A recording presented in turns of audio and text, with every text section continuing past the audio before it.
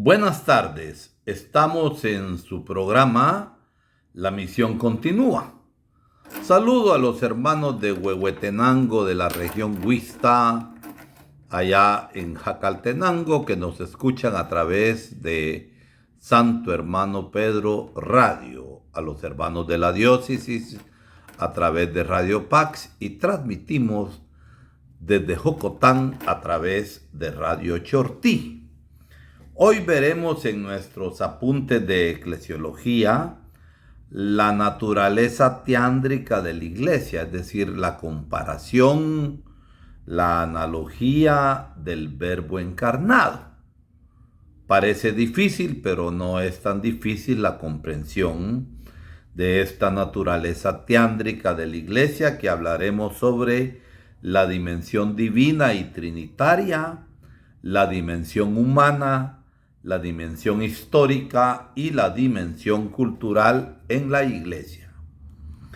Hablando de la naturaleza de su iglesia, de su origen, de su nombre, de figuras y definiciones, una verdad ha salido claramente.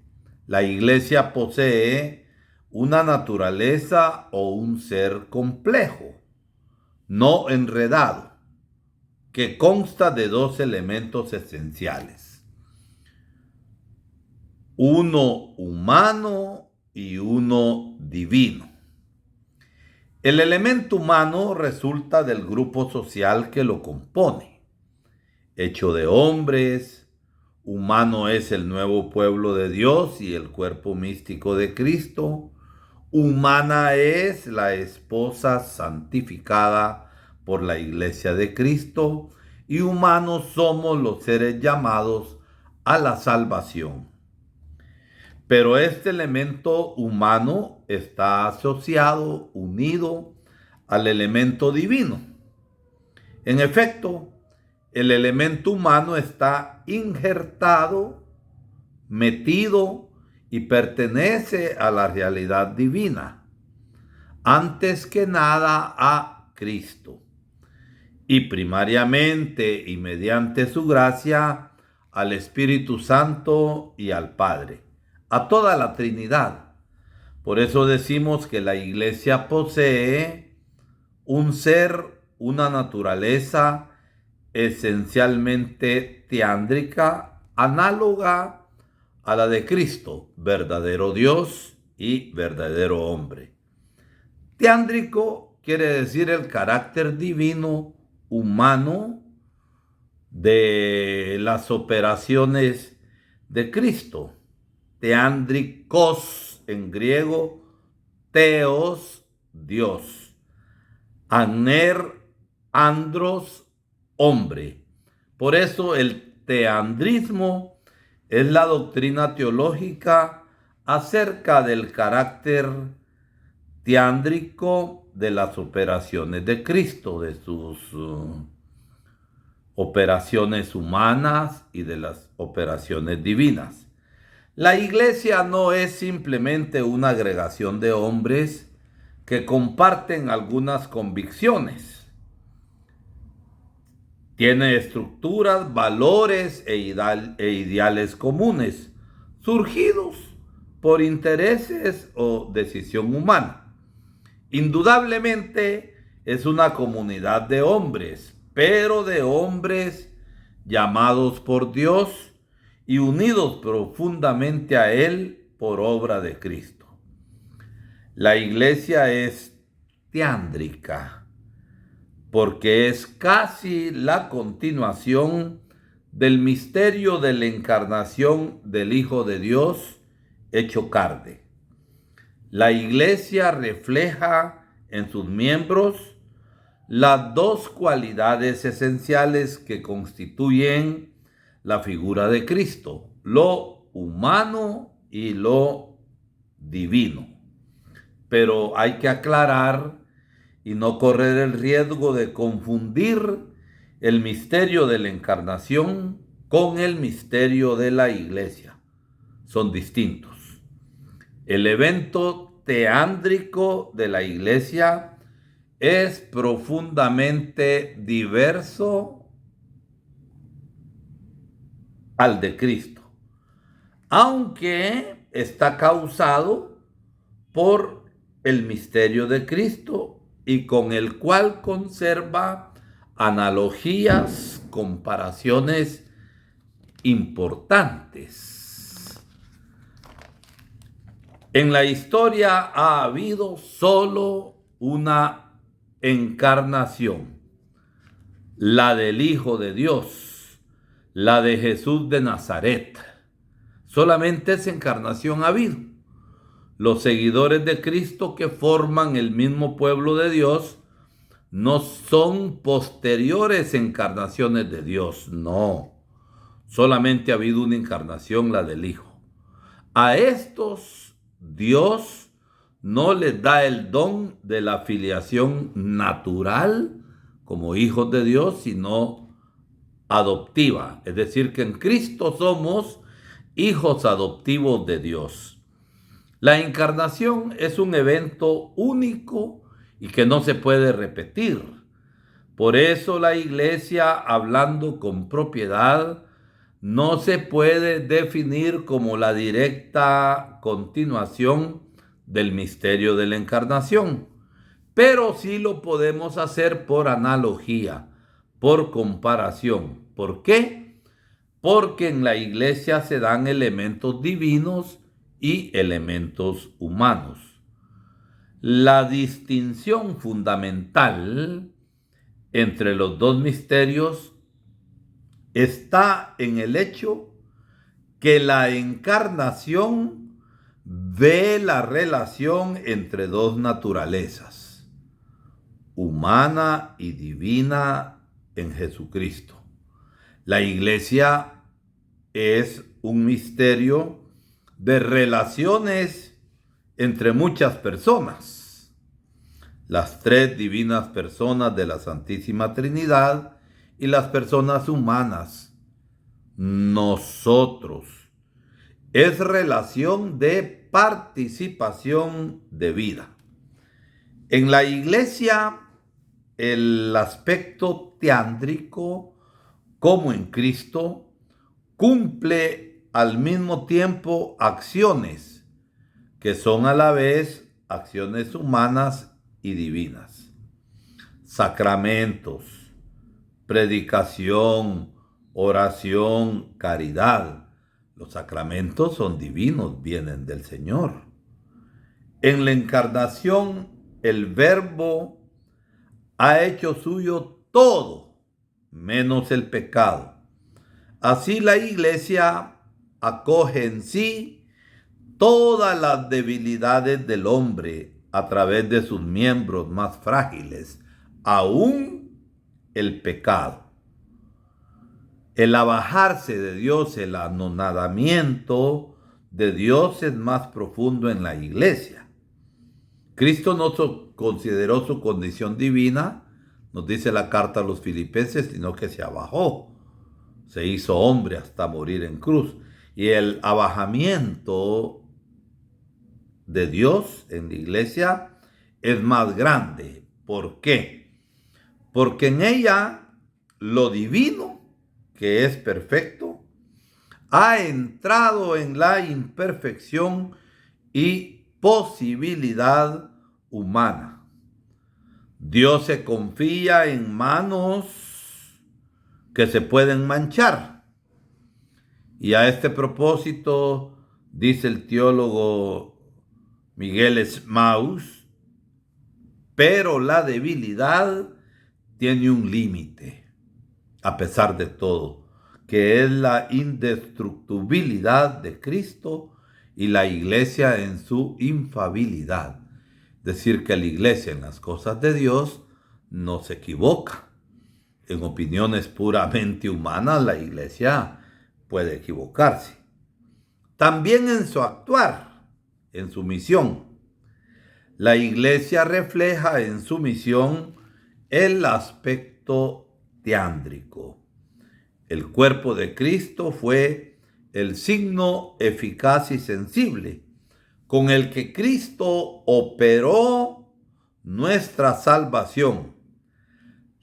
La Iglesia, en el plan de Dios y por su voluntad, es el signo o instrumento por el que Él hace participar a los hombres de su vida. Como en Cristo, en la Iglesia, lo divino y lo humano están subordinados orgánicamente y sacramentalmente. Lo divino es la causa. Lo humano es el instrumento vivo. Repito, como en Cristo, en la Iglesia, lo divino y lo humano están subordinados orgánicamente y sacramentalmente.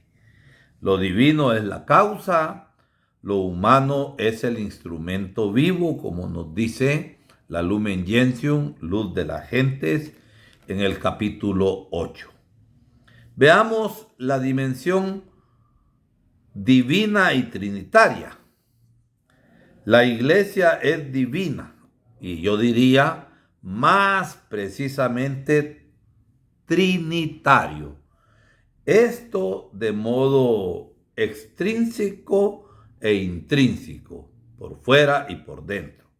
Extrínsecamente, de fuera, en cuanto ha estado querida y pensada, programada por Dios desde la eternidad, realizada por el Hijo en la plenitud de los tiempos, y por apropiación, la Iglesia ha estado generada, producida por el Espíritu Santo.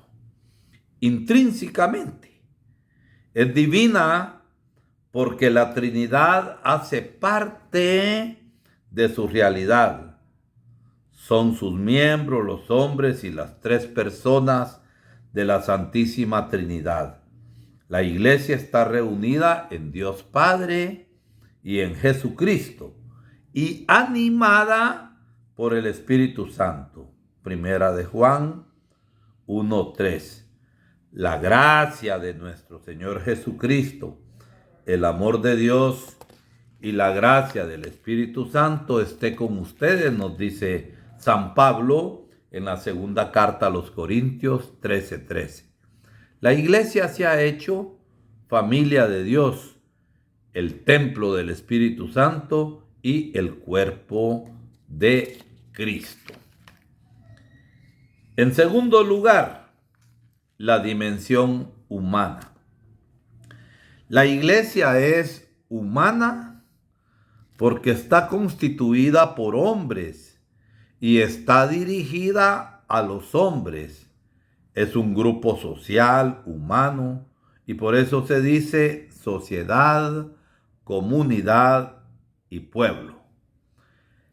Es humana porque aquellos que participamos de ella lo hacemos de modo humano, libre y responsable. No somos esclavos ni prisioneros, y así nos lo testimonian los evangelios. La Iglesia está formada por aquellos que espontánea y libremente, con fe, escuchan a Jesús. La dimensión humana está presente en la Iglesia con lo que es propio del hombre, su componente espiritual y su componente corporal. Por ejemplo, el arte, la religión, la cultura, la política, la historia, la filosofía. Y la dimensión humana no representa un inevitable residuo túrbido de una iglesia que debería ser la iglesia invisible de los predestinados, sino que en la iglesia hay mezcolanza en lo interno de la iglesia misma. Esto es lo grande de la iglesia. Y por eso se comprende cómo no es un abuso de la iglesia el ocuparse de lo humano, de lo político y participar de las vicisitudes históricas en las que se ve envuelta la humanidad, sino que es un deber fundamental que deriva de su ser y de su misión. Cuando la iglesia da un veredicto sobre la realidad de pecado que hay en lo social, no es como dicen algunos que se está metiendo en babosadas, no, es su propio campo. La iglesia ilumina la realidad y es en la realidad donde viven los hombres que son los destinatarios de la salvación en Cristo. Tercer aspecto, la dimensión histórica. Otra consecuencia de la dimensión humana de la iglesia es su historicidad. La iglesia está compuesta por hombres y por eso es una realidad histórica, porque el hombre esencialmente es un ser histórico sujeto al tiempo. Les recuerdo que en una parte de nuestras reflexiones hablamos sobre los distintos modelos de iglesia a lo largo de la historia. Cómo la iglesia, según el tiempo, se ha ido comprendiendo a sí mismo, pero manteniendo lo esencial, que es aquello que viene del Señor. La iglesia no es solamente la Jerusalén celestial que hace corona a Cristo. La iglesia es también, como pueblo de Dios, la Jerusalén terrestre. Es peregrina hacia la eternidad. Solo al final de los tiempos de la historia se va a transfigurar en celeste. Por eso su historia es humana, pero teándrica. Aspectos divinos que vienen del Señor y aspectos humanos que somos nosotros. Así como Jesucristo es verdaderamente Dios y verdaderamente hombre por su encarnación. Por eso su historia es sagrada, porque Dios va haciendo que la historia de los hombres se haga historia de salvación. Dios interviene en ella. Debemos evitar, pues, dado todo esto que estamos reflexionando, dos peligros. Ni espiritualismo angelical, ni inmanentismo, ver solamente las realidades de este mundo. Son realidades mezcladas en las que la iglesia va caminando hasta hacerse la Jerusalén celestial por la acción del Espíritu Santo. Cuarto aspecto, la dimensión cultural. La antropología cultural ha mostrado que un grupo social se hace pueblo cuando obtiene una unión profunda entre sus miembros y también una clara distinción y especificación respecto a los otros pueblos. Y esto viene por la elaboración de una cultura. Y en la cultura hay lenguas, símbolos, organización, leyes, costumbres, una ética, hay ritos.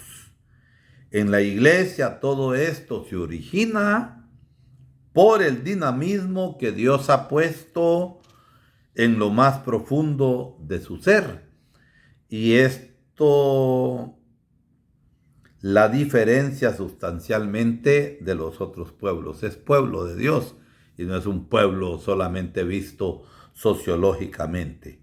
Aunque algo debe quedar claro, que el impacto de la iglesia con la cultura nace más que de motivos encarnacionistas, nace de motivos soteriológicos, es decir, de motivos de salvación. Esto tanto a nivel personal como comunitario. Entonces son aspectos que nos ayudan a ir viendo más claro cómo en la iglesia hay aspectos divinos que vienen del Señor, quien la ha instituido como sacramento histórico de salvación, y hay elementos puramente humanos. Aquellos que componemos la iglesia somos nosotros, hombres y mujeres, que vivimos en el mundo, que vivimos en la historia, pero que tenemos claro hacia dónde vamos. No es este mundo nuestra meta, es la salvación en la gloria del Señor, pero tenemos los pies puestos aquí en la tierra y por eso tratamos de transformar el mundo con la fuerza del Evangelio, con el dinamismo de la fe, con la justicia, con la caridad, para hacer de este mundo un mundo distinto y mejor. Para ir concluyendo esta realidad que hemos visto hoy de la realidad teándrica de la iglesia, es decir, los aspectos humanos y divinos que los comparamos con los aspectos humanos y divinos de Jesucristo, entonces podemos decir que la iglesia, para ser fiel al proyecto de Dios, debe mantener fe en su naturaleza teándrica, la realidad divina y la realidad humana. ¿Y buscar qué? El sano equilibrio que la libere de extremismos y de polarizaciones y que la libere de las herejías de hoy, que son las mismas de antes. Hay unos que solamente quieren ver lo espiritual, como que si la iglesia no estuviera presente en el mundo. Son como los cristianos judaizantes, como los cátaros, como los albigenses y reformadores protestantes. Ven solamente el aspecto divino. Y la iglesia tiene que ser fiel a Dios, guardar el aspecto divino y fiel a los hombres, viendo lo humano. ¿Por qué? Porque el Señor se ha encarnado y ha venido a nosotros para salvarnos y para transformar este mundo. Hay otros que quieren ver en la iglesia solo lo material visible, una inculturación polarizada, extremista, los gnósticos, aquellos grupos separatistas, los averroístas de ver solamente cosas de filosofía, o los progresistas que insistirán algunos de ellos solamente en los aspectos materiales. Y la iglesia es integral en este sentido. Ve lo divino y ve lo humano. Ve el cielo, pero tiene los pies puestos en la tierra. Entonces, los dos aspectos son importantes, debidamente equilibrados en lo que cada uno es en sí. Nos ocupamos de las cosas del cielo, pero las cosas del cielo nos motivan y nos comprometen a transformar las realidades pecaminosas, injustas, que dañan al hombre viviente, porque la gloria de Dios es que el hombre vive. Por eso, la iglesia en cuanto humana y católica debe hacerse pueblo de Dios para todos los pueblos. No hacemos separaciones, no aislamos y no marginamos. Y es triste ver cómo en la iglesia algunos grupos tienden a ser separatistas, a ser absolutistas y ver que solamente lo de ellos es bueno. Qué mentira más grande y qué antitestimonio. Pero en cuanto divina, la iglesia tiene que tener, digámoslo de esta manera, una conversión cultural que la lleve a acoger y asimilar la palabra, los sacramentos y los valores de Cristo en medio de la realidad de este mundo.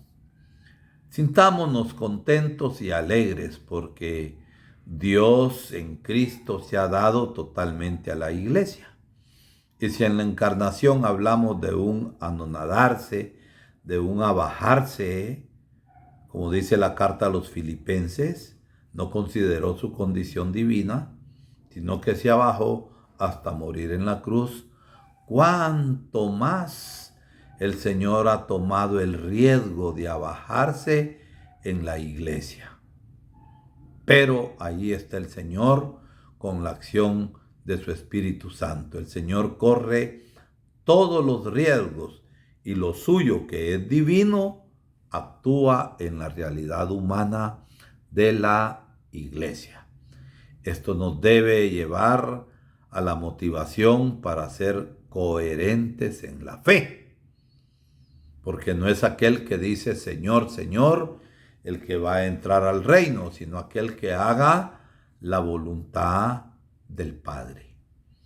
Y la voluntad del Padre ha sido para con su iglesia que tenga la realidad humana y la realidad divina. Repito, la realidad humana en cuanto que aquellos que formamos la iglesia somos hombres y mujeres, seguramente con pecados, seguramente con deficiencias, con grandes debilidades, pero estamos llamados a la salvación, llamados a ser perfectos, a ser santos, como santo es Dios. Y el esfuerzo que vamos haciendo en este mundo es caminar precisamente en medio de la historia, respondiendo a las grandes llamadas que Dios nos hace a su amor y a su salvación. Que Dios les bendiga, pasen buena tarde y hasta el próximo programa que estaremos viendo las notas de la iglesia, unidad, santidad, catolicidad y apostolicidad. Dios les bendiga.